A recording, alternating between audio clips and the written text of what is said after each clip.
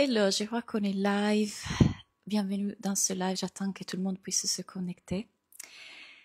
Aujourd'hui, on va parler de quoi faire quand on se sent perdu et malgré toutes les actions qu'on puisse mettre en place pour se retrouver, pour avoir les réponses, on continue à se sentir perdu.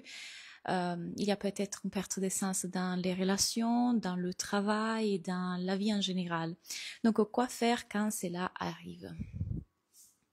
Hello tout le monde, dès que vous arrivez, dites-moi si vous m'entendez bien, si tout fonctionne bien. Et on va commencer avec ça. Je ne sais pas quelle heure est en France. Ici, c'est déjà 21 heures. Donc, alors, par où commencer? Je pense que quand on vit un moment comme une perte de sens, comme ces moments dans lesquels rien fait plus de sens, on vit un état émotionnel que plutôt qu'accueillir, on veut absolument faire partir. Et ça, c'est en soi qu'est-ce qui perpétue la perte de sens, qu'est-ce qui va faire que ce moment va continuer. Quand j'ai vécu cette grande perte de sens dans ma vie, c'était 2021, le mental, c'est qu'il faisait toujours en comparaison à ce qui était avant. Donc, à bout de moment, j'ai perdu du sens pour comment je faisais du business, pour la vie en général. Je n'avais plus la joie, l'ambition, les objectifs. Rien ne faisait plus de sens. Et mon mental continuait à comparer à ce que j'étais avant. Il continuait à regarder à la joie que je ressentais avant, l'excitement que je ressentais avant, comment je fixais des objectifs avant, comment je vivais la vie avant. Et c'est ce que le mental fait, n'est-ce pas? Le mental fait constamment des comparaisons, le mental analyse, observe et juge. Et ce qui est drôle, c'est que ce avant n'existe même pas, et c'est juste encore une interprétation. Mais lui, il continue à regarder ce qui était avant, à le comparer à ce qui devrait être. Donc, c'est là qu'il se trouve la souffrance. Ce qui est là est juste ce qui est là, et c'est l'état dans lequel on est à cet instant-là. Mais puisque le mental continue à le comparer à comment les choses étaient avant et comment les choses devraient être, on n'est pas en paix. On ne sera jamais en paix. Et pourquoi le mental fait ça? Parce qu'il est persuadé qu'avant les choses étaient bien, avant on ressentait quelque chose qui était bien, ça c'était le truc. Ou alors dans l'imaginaire, si je ressentais cette autre chose, si j'avais le travail de mes rêves, si j'étais dans la relation de mes rêves, alors je pourrais enfin ressentir X. C'est là que la souffrance se crée. Et paradoxalement, c'est justement parce qu'on est constamment dans des projections, dans l'abstrait et dans l'illusion, qu'on n'arrive pas forcément à trouver ce qui est déjà là. Et c'est paradoxalement qu'on voit quand on arrête la recherche que les réponses viennent et on sait quoi faire, et on sait où aller, et on sait quelle direction prendre. Mais on ne pourra jamais le savoir si on continue à comparer l'état actuel avec ce que j'aimerais qu'il soit, ce que j'ai été avant, ce qui devrait être. Mais qu'est-ce que c'est tout ça? Qu'est-ce que c'est tout ça? C'est juste l'activité psychologique de notre cerveau humain qui est constamment persuadé que notre bonheur, notre sécurité, notre paix se trouve à l'extérieur. Il est constamment en train de rechercher quelque chose d'autre à ce qui est, parce qu'il est persuadé que quand il y aura X, je serai enfin heureuse. Donc vous voyez comme si en ce moment vous êtes en train de vivre ce moment de perte d'essence, et s'il n'était pas en perte d'essence, mais c'était juste ce qui est là. Et si on s'accorde la possibilité de juste ressentir ce qui est là, et oui, ce qui est là, vous ne voulez pas le ressentir, on est d'accord, le mental résiste à ça. Je ne veux pas ressentir cette confusion, je ne veux pas ressentir cet inconfort, je ne veux pas ressentir cette perte d'essence. Mais si on va regarder en seconde, qu'est-ce que c'est? Ce truc que j'appelle confusion, ce truc que j'appelle insécurité, inconfort, perte d'essence, qu'est-ce que c'est vraiment dans le corps? C'est juste une sensation qui va être vécue. Mais puisque le mental il met en dessus des sensations, qui est juste une sensation, coucou Myriam, juste une sensation, tout un tas de narratives. J'étais meilleure avant, j'étais meilleure avant, pardon, j'étais meilleure avant j'étais plus joyeuse, je devrais déjà être à un autre stade de ma vie, pourquoi j'ai perdu le sens, qu'est-ce que je vais vraiment faire, j'ai déjà cet âge maintenant, est-ce que je vais quitter cette relation, qu'est-ce que ça veut dire de moi? Tout ça, c'est la narrative en dessus et c'est ça qui nous fait souffrir. La seule raison pour laquelle on est en train de souffrir, c'est que la narrative semble vraie. On la prend pour vraie, on interagit avec, on la suit, on l'écoute. Donc, si on enlève en seconde la narrative, qu'est-ce qui reste là si pas juste le fait de vivre en sensation dans le corps, qui peut complètement être vécu, et qu'on commence à voir que ce qui est là n'est ni bien ni mal. Ce qui est là n'est pas un problème. Il n'y a aucun problème au fait qu'il y ait ces sensations d'inconfort, de confusion, parce qu'au-delà d'inconfort et de confusion, c'est juste une sensation qui va être vécue. La narrative en dessus crée le problème. Je devrais déjà être ici. C'était mieux si j'étais comme ça. Ça crée notre souffrance. Ce qu'on n'est pas en train de voir à ce moment-là, c'est que il y a aussi autre chose. Et ça, c'est une question que je pose souvent à mes clientes. Quelle autre chose est là? Oui, il y a cet état de peut-être anxiété, on veut l'appeler, peut-être on veut l'appeler confusion, insécurité, mais quelle autre chose est là? Parce qu'il y a aussi autre chose. Le mental peut s'agiter, le mental fait tout ce bruit, mais il y a aussi autre chose là qui contient tout ça et qui est complètement calme et qui fait confiance. Mais forcément, nous, on écoute plus l'agitation parce que ça fait plus de bruit. Notre attention va là où il y a plus de bruit, là où il y a plus de douleur. Mais il y a aussi un état de paix et de calme juste derrière,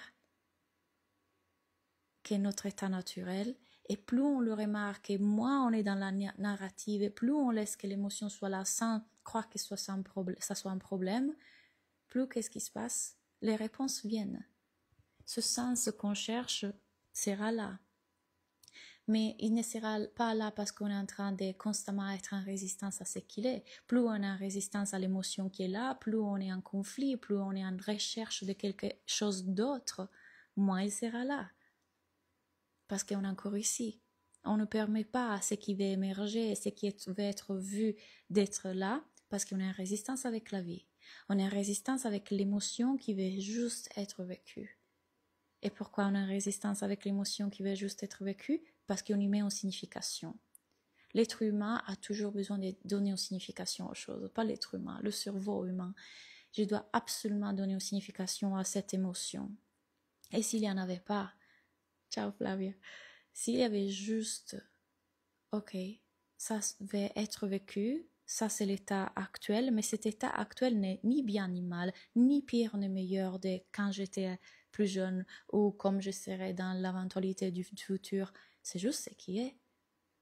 Et quand je me permets de le vivre sans aucune interprétation, sans aucune résistance, sans aucun concept, sans aucune définition, c'était juste ça. Je ne suis pas plus valable, moins valable, pas honteuse, pas géniale, pas pire. C'est juste ce qui est. Et il n'y a pas un moi ici qui vit ça. Je suis l'espace dans lequel tout ça va s'exprimer. Et donc, quand je vois que tout ça peut complètement être vécu, quelque chose lâche. Et vous savez, je prends souvent l'exemple de la boule de neige. Si on agite la boule de neige, on ne voit pas les personnages qu'il y a dedans, on ne peut pas les voir. Mais quand la neige commence à se déposer, là on y voit plus clair. Donc quand on est identifié à l'agitation de notre mental, on la prend pour vrai, on s'identifie, on interagit, on engage, on prend toute la narrative pour vrai, on est confus, on n'y voit pas clair. Mais quand on laisse que ça se dépose, sans interagir avec, sans le prendre pour personnel, vrai, important, juste l'activité psychologique du cerveau, quelque chose commence à se déposer. Et quelque chose d'autre commence à être vu. Et cette chose-là qui fera du sens à ce moment-là sera faite. Autre chose que peut-être je peux vous apporter ici, c'est que souvent quand on est dans cet état-là de confusion, d'incertitude, de perte de sens, ce qui se passe, c'est que beaucoup de personnes tombent dans l'immobilité. C'est-à-dire, puisque je ressens tout ça, je ne peux pas prendre des décisions, je ne peux pas faire des pas, je ne peux pas bouger dans la vie. Au contraire. À aucun moment on a besoin de clarté pour bouger. À aucun moment on a besoin de certitude pour bouger. On n'a jamais la certitude dans la vie. À aucun moment vous avez besoin d'une motion différente de celle qui est là pour faire quoi qu'il se soit. Mais puisqu'il y a tous ces concepts de je ne dois pas me tromper, il faut absolument que je fasse la bonne chose, il faut que ça m'apporte la bonne émotion. Si je ne ressens pas cette émotion-là, ça veut dire que je ne dois pas le faire. On reste immobile. Mais la nature humaine, c'est créer, bouger, on est mouvement. Donc quand vous accordez la possibilité de faire des pas malgré l'émotion qui est là, parce qu'encore une fois, c'est juste une sensation dans le corps, il y a aussi autre chose derrière. L'ouvrez-vous. Donc qu'est-ce qui se passerait si je prends en direction même si confuse? Je prends en direction même si je ne suis pas sûre. Je continue à avancer, à créer, à vivre, même si je ne sais pas trop. En réalité, on ne sait jamais. On n'a jamais su. On n'a jamais su. On croit savoir. C'est le mental qui dit « Ah, je suis tellement sûre que ça, c'est la direction que je dois prendre dans la vie. » C'est juste le mental. Il n'y a rien de sûr dans la vie. On ne sait pas. On n'a jamais la certitude. C'est ça. Ça, c'est que le mental croit. Donc, quand on arrête de croire qu'on doit ressentir quelque chose d'autre avant de bouger, on commence à bouger. Et puis, peut-être, quelque chose d'autre émergera. Je ne sais pas si c'est ça le business que je vais lancer. Je ne sais pas si c'est l'homme de ma vie. Je ne sais pas si c'est l'endroit dans le monde dans lequel je vais vivre. Je ne sais pas. On ne sait jamais rien. Mais j'y vais quand même. J'y vais avec ces sensations qu'il a dans le corps, qui peut complètement être là. Parce que qui je suis vraiment, c'est le ciel derrière, pas cette météo. Qui je suis vraiment est déjà en sécurité. Je n'ai pas besoin d'aucune émotion positive pour faire quoi que ce soit. Je n'ai pas besoin que cet inconfort parte. Aussi parce que, puisque le mental trouvera de l'inconfort dans chaque chose, il reviendra, il sera là, et ça sera complètement ok si on le laisse être là et on le voit pour ce qu'il est, juste l'activité psychologique du cerveau qui essaye de défendre un moi qui semble tellement vrai exister. Mais il y a aussi autre chose, et je vous répète alors la question. Quelle autre chose est là? Quelque chose là est en paix. N'a pas besoin de savoir, n'a pas besoin de réponse. Quelque chose est juste là. J'ai vu une question. Frédéric, je crois qu'il a posé une question. Et si quand on arrête de regarder l'activité du cerveau, rien ne se passe, juste le vide, quelle action faire? Parfois, ça sera juste le vide. Il n'y aura pas forcément « Ah, c'est ça le titre du podcast que je vais faire prochainement. » Parfois, ça ne sert à rien. Parfois, justement, dans ces vides, quelque chose d'autre va émerger. Parfois, à nouveau, l'activité psychologique reprendra le dessus et tu suivras cette pensée et c'est parfaitement ok. Laisse-toi vivre ce qui est là, sans croire encore une fois qu'il y a un moi ici qui a le contrôle, qu'il y a un moi ici qui écoute la pensée, qui n'écoute la pensée. C'est tellement plus large que ça. Il y a quelque chose qui te prend à toi, c'est-à-dire les décisions te prennent à toi et pas toi qui prends les décisions. Laisse que ça s'efface. Et encore une fois, parfois, il y a des périodes dans lesquelles il n'y a pas forcément grand-chose. Mais puisqu'on est dans une société de la production, du profit, de l'industrialisation, du capitalisme, blablabla, bah, bien évidemment, on doit être tout le temps sur production. Parfois, non. Parfois, c'est juste être présent. Et puis, il y a une autre période dans laquelle cette énergie vient. Il y a beaucoup de créations qui émergent. Il y a différents cycles, différentes saisons, différents moments. Mais si on attend d'être tout le temps en production, regardons la nature. À quel moment la nature, les animaux sont constamment en production? Peut-être il y a des saisons et des périodes dans lesquelles il n'y a rien. Et c'est ok aussi le vide. Moi, c'est dans le vide qu'une forme de créativité émerge. Voilà. Et peut-être que justement, quand on sait laisse vivre le vide, parce qu'il y a aussi, est-ce que quand le vide est là, du coup, il y a une résistance au vide? Est-ce que quand le vide est là, on dit, ah, quand même, je devrais créer? Parce que ça, c'est pas se laisser vivre le vide, ça, c'est résister au vide. Ça, c'est, il n'y a plus d'activité psychologique, il y a du vide, mais je observe le vide encore avec l'activité psychologique. Ce qui observe le vide est encore le mental qui dit, quand même, ça dure un certain temps, là. Je devrais créer. Pourquoi elle est là? Ça, c'est encore le mental qui est revenu. Donc, il n'y a pas de vrai vide. Il y a encore l'observateur qui est le mental. Donc, on est en résistance à ça. On a peur que ça dure trop longtemps. Souvent, les personnes, quand je leur enseigne tout ça, quand je leur transmets tout ça, ils me disent, mais Claudia, mais si après j'attends cette paix, je ne fais plus rien. Au contraire, justement, de cet espace de paix, il y a beaucoup des choses qui veulent être créées, quelque chose veut créer à travers nous. Et souvent, c'est quand on est dans le mental que quelque chose bloque. Donc, non, au contraire, être dans la paix, ça ne veut pas dire ne plus rien faire. Parce que souvent, il y a la peur. Ce qui me bougeait, c'était la performance, le besoin d'être validé, le besoin d'être aimé, le besoin de faire l'argent. Si je me détache de tout ça et que j'atteins un état de paix, de détachement par rapport à ça, ça veut dire que je ne vais plus rien. Je vous le dis pour l'expérimenter sur moi. Non. Je suis détachée de tout ça et je continue à créer. Qui sait pourquoi? Des choses veulent continuer à être exprimées. Et s'il y a des moments de vide, il y aura des moments de vide. Mais la seule raison pour laquelle ces questions émergent, c'est qu'il y a peur que le moi soit en danger, n'est-ce pas? C'est encore l'activité psychologique du mental qui dit « ce moi pourrait être en danger si je ne fais plus rien ». Mais c'est impossible qu'on fasse plus rien parce qu'on est création, on est créateur. Il y aura toujours quelque chose qui à bout d'un moment émerge. Et peut-être pas sous la forme que le mental croit. J'ai tantôt l'expérience du vide, juste effectivement le mental qui observe le vide. C'est ça qui est intéressant de voir. Il y a effectivement une expérience de vide, et puis le mental qui, en observant ça, il se met en alarme, il va dire ça dure un peu trop longtemps là. Je suis dans le vide, mais si je suis dans le vide, je ne vais plus créer. Donc, il y a une résistance et une alarme qui se crée. Vois la résistance, vois aussi cette résistance qui est encore activité psychologique. Ah, ok, et ressent ça. Qu'est-ce que ça fait de ressentir ça? Et que c'est quelque chose peut se déposer. Et quand ce quelque chose se dépose, peut-être qu'à ce moment-là, une création va émerger ou pas. Mais peut-être ça devait venir de cet endroit dans lequel même le vide, c'est ok. Le vide aussi n'est pas un problème. Merci pour ces mots, ces rappels. Est-ce que vous avez d'autres questions sur ce sujet-là?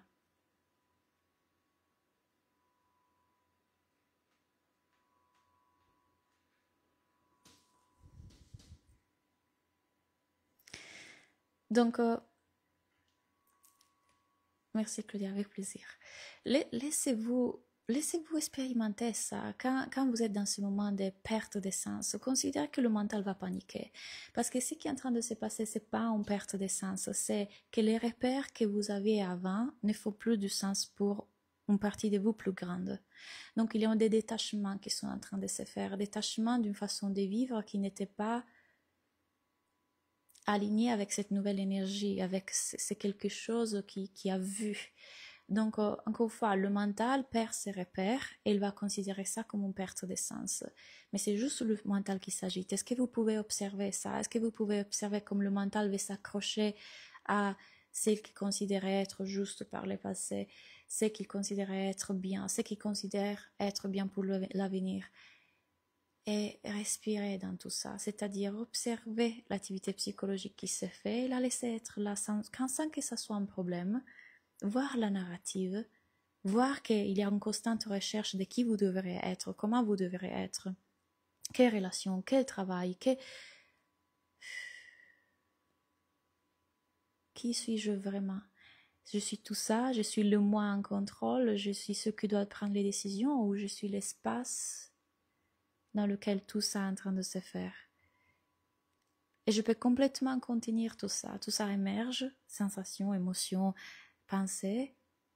Et il y a quelque chose derrière qui ne change jamais. La partie sans forme qui est toujours là. Donc, ok, le mental est en train de paniquer, je le vois. Le mental veut absolument trouver des réponses. Il pense que quand je vais avoir les réponses, je vais enfin être en sécurité. Sauf que, vous le savez, les réponses seront trouvées et il y aura autre chose, ou en tout cas, même en ayant ces réponses-là, une insécurité, une sensation d'inconfort. C'est une illusion que quand vous aurez trouvé la réponse, vous serez meilleur. Vous serez meilleur quand vous arrêterez la recherche et vous voyez qu'il n'y avait pas de questions et donc il n'y avait pas de réponses. Cette incertitude, cette inconnue de la vie font partie de la vie tout le temps. Ce n'est pas là que vous le vivez parce que le mental là panique et donc vous croyez que vous vivez en perte de sens. L'incertitude et l'inconnu font partie de la vie constamment.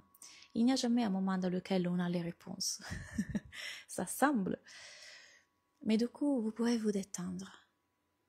Plus vous vous détendez, vous lâchez cette recherche, absolument vouloir trouver la relation, le travail, le truc. Plus la vie va pouvoir se faire. Et les choses se feront. Encore une fois, vous n'avez pas besoin d'attendre le signe. Ah là, ça me met en joie, c'est là. Parfois, c'est pas ça. C'est juste, ok, je vais dans cette direction. Je ne sens pas forcément une émotion particulière, des passions, joie, excitation. Ça, c'est que la société veut vous faire croire. Vous devez faire qu'est-ce qui te met en joie, qu'est-ce qui te donne une émotion d'adrénaline, passion, excitation. Pas forcément. Parfois, ça sera juste ce qui fait du sens à cet instant-là et la vie m'amène là. Et j'y vais. J'y vais avec tous les doutes, tout l'inconfort, toute la confusion. Il y a des périodes comme la phase prémenstruelle où rester observatrice, c'est moins fluide. Tu auras des conseils absolument vrais. Absolument vrais. Mon partenaire dit souvent que les hormones gagnent sur la capacité de rester dans cet espace d'observation. Pour moi, je pourrais parler de ça longtemps, mais je vais essayer de le faire. Bref, j'ai parlé de ça hier dans le live, dans mon programme sur l'amour. Pour moi, il y a plusieurs choses. Une, continuer à prendre ça comme une opportunité pour ressentir ce qui va être ressenti, ce qui va être ressenti, ce qui va être ressenti. Continuer à prendre ça comme une opportunité de, à ces moments-là, quand on a nos règles, on a la phase prémenstruelle, l'illusion est encore plus vraie, n'est-ce pas? Donc on vit constamment dans une illusion, on vit constamment dans cette interprétation, dans un rêve, dans un film. Et à ces moments-là, le film est encore plus crédible. Donc on a oublié qu'on est l'écran.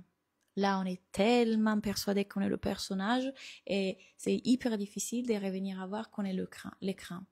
Donc, ok, et si on pouvait prendre ça comme à chaque mois une opportunité pour voir, j'avais oublié à nouveau que j'étais l'écran, mais qu'est-ce qui voulait être ressenti là? Qu'est-ce qui voulait vraiment, vraiment être ressenti? Donc, petit à petit, commencer à garder l'attention plus ici. Donc, à ces moments-là, l'attention voudra aller dehors. C'est mon partenaire qui a fait ça, c'est mon business qui... Gardez l'attention ici. Plus vous musclez ce muscle quand vous n'avez pas les règles, plus même là, ça sera peut-être 5 minutes, 10 minutes il y a une forte projection sur l'extérieur, c'est l'extérieur qui me cause ça, et puis, ok, c'est une illusion, mais qu'est-ce qu'il y a ici? Qu'est-ce qui va être vécu, vu, ici, là, qui n'a rien à voir avec l'extérieur parce qu'on le sait, ça c'est le rêve. Ça c'est le rêve, ça n'existe pas. La vie est en train de m'inviter à ressentir cette émotion. Donc, plus vous musclez votre capacité à ressentir tout ce qui est là quand vous êtes dans un état émotionnel plus tranquille, plus ou même quand les règles arrivent, vous aurez musclé ça. Je peux rester avec ces sensations, je peux rester avec ces sensations. Elle peut être là, ce n'est pas personnel, ce n'est pas important, ce n'est pas vrai. Je peux rester avec, c'est juste une vibration, je la laisse être là. Donc, pour moi, c'est ça, amplifier notre capacité à ressentir dans des situations dans lesquelles on est plus calme. Et puis, et là je vais toucher à un autre discours parce que pour moi tout est lié. Pour moi, les choses ont changé vraiment dès que j'ai commencé Medical Medium, vous le savez. Donc, encore une fois, puisque ce sont nos hormones qui affectent notre cerveau, si nous, on agit au niveau du corps aussi, ça va aider. Donc, changer de façon de vivre, de manger, Medical Medium, ça m'a aidé énormément. Et récemment, ça m'a aidé encore plus, la médecine chinoise et l'acupuncture. Donc, si jamais ça peut t'aider, ça a été incroyable pour moi. Vraiment, je n'ai plus eu ces pics très très forts. Mais mettons que ces pics très très forts vont revenir. Encore une fois, ok, à ces moments-là, je sais que le film semble beaucoup plus vrai et je sais que je dois rester un peu plus proche d'ici. C'est ici que ça se passe. Je retourne l'attention vers ici. Qu'est-ce qui va être ressenti? Donc, plus moi, encore une fois, je continue à amplifier ma capacité à ressentir, à laisser émerger ce qui va être émergé tous les jours. Tous les jours. Tous les jours, c'est une opportunité. Qu'est-ce qui va être ressenti au-delà de la narrative? La narrative semble vraie. Ok, qu'est-ce qui va être ressenti? La seule chose que j'ai à faire, c'est toujours quelle est la sensation qui est là au-delà de la narrative et montrer à mon cerveau que je peux complètement la vivre. Pour te faire un exemple, je fais cet exemple tout le temps récemment, mais parce que c'est super parlant. Donc, j'ai fait aussi de la thérapie d'oxygène dans la chambre hyperbarique récemment. Et ça m'a causé vraiment ce que le cerveau appellerait des attaques de panique, non? Donc, je devais rentrer dans ce tuyau fermé, je ne pouvais pas l'ouvrir de l'intérieur pendant 1 heure. Et mon cerveau commençait à m'envoyer en panique. Les raisons? Peur de ne pas respirer, enfin, qui le sait, le cerveau fait ces trucs. Et donc, j'ai pris ça comme quelle opportunité pour voir que il y a tout ce bruit et toute cette narrative qui se fait. Oh mon Dieu, on va mourir. Oh mon Dieu, on va pas respirer. Oh mon Dieu, je dois rester ça ici pour 1 heure. Qu'est-ce qui va se passer? Et revenir à juste la sensation. J'ai fait ça pendant 10 jours, tous les jours. Donc imagine, tous les jours, revivre ça. Mais à chaque jour, c'était de plus en plus évident que ça, c'était juste le bruit du cerveau. Ce qui s'est passé dans le corps, je pouvais complètement le vivre. Donc mon cœur accélérait, j'ai commencé à transpirer, j'ai commencé à pas être bien, mais qu'est-ce que c'était vraiment tout ça? Si je deviens hyper curieuse, ce n'est pas juste des énergies qui peuvent complètement traverser parce que je suis l'espace qui les contient et n'ont aucune signification. Ce n'est pas une attaque de panique, ce n'est pas un problème, c'est le cerveau. Et tu sais qu'est-ce que j'ai pu observer? Que quand je suis sortie de la chambre hyperbarique, ma montre, qui du coup check mon stress et tout, montre que tout le long, j'étais dans un état de détente. Comment c'est possible si j'ai ressenti tout ça? Parce que quand je vous dis quelle autre chose est là, puisque je voyais que ça, le mental s'agitait et créait aussi des sensations, mais il y avait aussi autre chose qui était calme. Je pouvais laisser que ça s'efface parce que je ne le prenais plus au sérieux. Donc imagine prendre ça comme ça, les règles, tu vois qu'est-ce que je veux dire? Et vraiment faire l'expérience. Quelle autre chose est là? Et puis un jour, j'ai vécu une expérience merveilleuse justement dans ce truc. À bout d'un moment, je me suis sentie envahir par un amour énorme. Amour pour tout, amour pour le staff qui m'aidait, amour pour la ville, les gens. J'étais enveloppée d'amour, c'était extrêmement beau. Et je suis persuadée que si j'ai touché à ça, c'est parce que je me laisse de plus en plus ressentir, je suis en train d'amplifier ma capacité à ressentir tout ce qui va être là sans plus résister. Et quand je vois qu'il est en résistance, je ressens ça aussi. Plus on amplifie notre capacité à tout ressentir, plus cet espace peut être là. Et donc, quelle autre chose est déjà là? Cet amour est déjà là. Quand on ouvre, on amplifie notre capacité à ressentir, quelque autre chose est là. Et en tout moment, en réalité, la paix est là. Plus on voit que tout ça peut se faire sans résister, sans le prendre au sérieux, sans l'identifier comme c'est le panique. Donc pour moi c'est ça. Et puis encore une fois, je ne peux que te recommander 1000 fois la médecine chinoise combinée à Medical Medium, combinée à l'acupuncture. Génial. Parce que c'est ok que parfois les hormones prennent le dessus. C'est pas toi. On n'a pas forcément le contrôle sur ça. À ces moments-là, comme mon partenaire dit, oh, tu es ivre, là tu es ivre.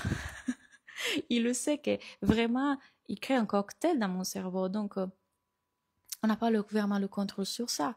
Et c'est ok. C'est ok. Il n'y a pas vraiment à moi ici un contrôle en tout cas.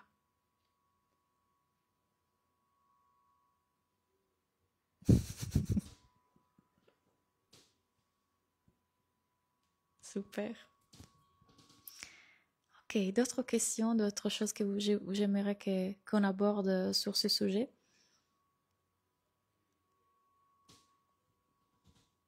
Comment ça fait chaud?